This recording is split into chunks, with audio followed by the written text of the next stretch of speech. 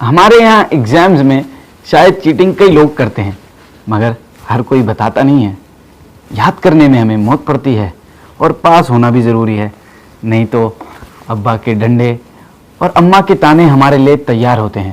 ایسی سچویشن میں کریں تو کیا کریں؟ کوئی تو سلوشن ہونا چاہیے نا اس پرابلم کا. آئیے میں آپ کو ایک اپنے دوست کی پہلے کہانی سناتا ہوں. اس کے پیپرز ہونے والے تھے. اس نے آفس سے چھٹی لے لی 2 مہینے پہلے اس نام پر کہ میں پیپرز کی تیاری کروں گا. تھوڑے ٹائم بعد میں نے اس کو فون کیا ایک کام کے سلسلے میں. میں نے کہا بھائی کام وام کی بات کی. میں نے کہا کہاں بیٹھے ہو؟ بولا باہر ہوں. میں نے کہا پیپرز کی تیاری؟ بول رہا نہیں پڑھا جا رہا, پڑھوں گا 1-2 دن میں شروع کروں گا. میں کہا اچھا. پھر بعد میں اس نے مجھے بتایا اس نے صرف پیپر کی رات کو کچھ دیر پڑھایا اور اگلے دن جا کے جوں تو کر کے اس نے پیپرز دیے ہیں اور پاسنگ مارکس لیے. چیٹنگ کیوں کرتے ہیں؟ اس لیے نا کہ سبجیکٹس ہمیں لیندی اور چیپٹرز ہمیں مشکل لگ رہے ہوتے ہیں. تو چلیں آئیے میں آپ کو اس حوالے سے کچھ ٹپس دیتا ہوں. فرسٹ آف آل دیکھیں بھائی, پڑھنا تو ہے, کوئی آپشن نہیں ہے ہمارے پاس, ٹھیک ہے. جب پڑھنا ہے تو کیوں نہ صحیح طریقے سے پڑھیں جو آگے بھی ہمیں کام آئے.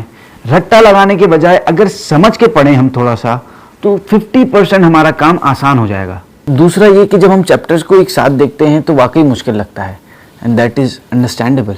بٹ اگر ہم اس کو ٹاپکس اور کویسچنس پر ڈیوائڈ کر لیں تو خود ہی بتائیں کتنی آسانی ہو جائے گی.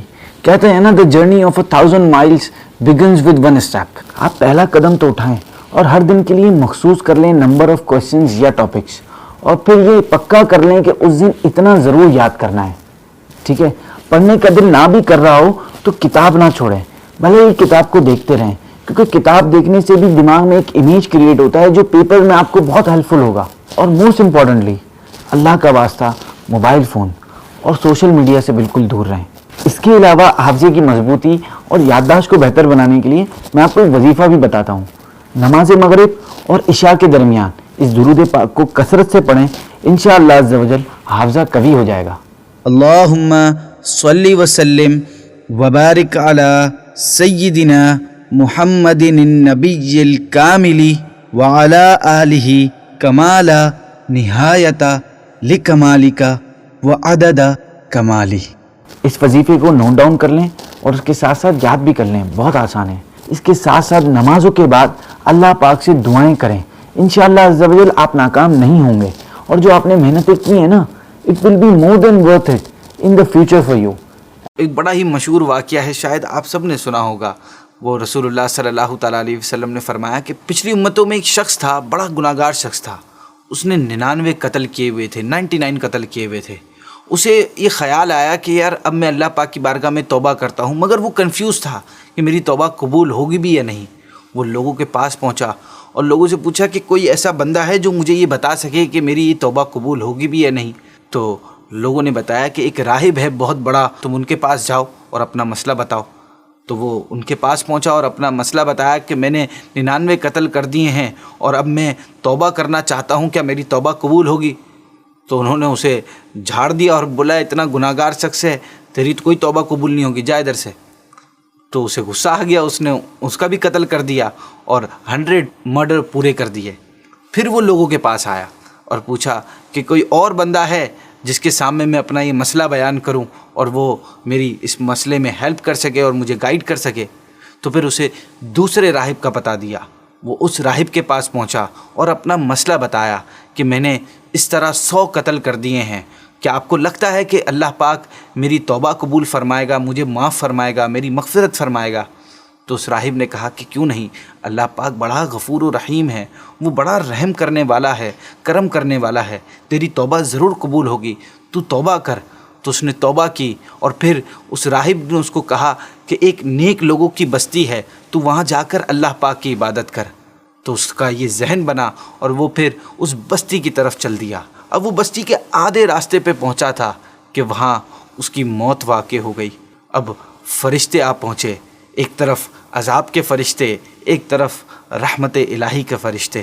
اب دونوں میں یہ بات ہونے لگی کہ کون اسے لے کر جائے گا. عذاب کے فرشتے نے کہا کہ یہ بڑا گناہ گار شخص ہے, اس نے 100 قتل کیے ہیں اور ابھی تک کوئی نیکیاں تھوڑی کی ہیں اس نے. رحمت کے فرشتوں نے کہا کہ یہ اللہ پاک کی بارگاہ میں توبہ کر چکا ہے اور نیکی کی طرف جا رہا ہے. تو اللہ پاک نے ارشاد فرمایا کہ زمین کو ناپو کہ زیادہ قریب کہاں ہے. تو جب زمین ناپی گئی تو وہ تھوڑا سا اس بستی کے قریب تھا، اس نیک بستی کے قریب تھا جس کی طرف جا رہا تھا، تو اللہ پاک نے اس وجہ سے اس بندے کی مغفرت فرما دی اور اس کی بخشش فرما دی، اور رحمت کے فرشتے اسے اپنے ساتھ لے گئے۔ سبحان اللہ۔ اس واقعے سے سبق ملتا ہے کہ بندہ چاہے جتنا بھی گناہ گار ہو، جتنی بھی اس سے خطائیں ہو گئی ہوں، اللہ پاک کی رحمت سے مایوس نہیں ہونا چاہیے۔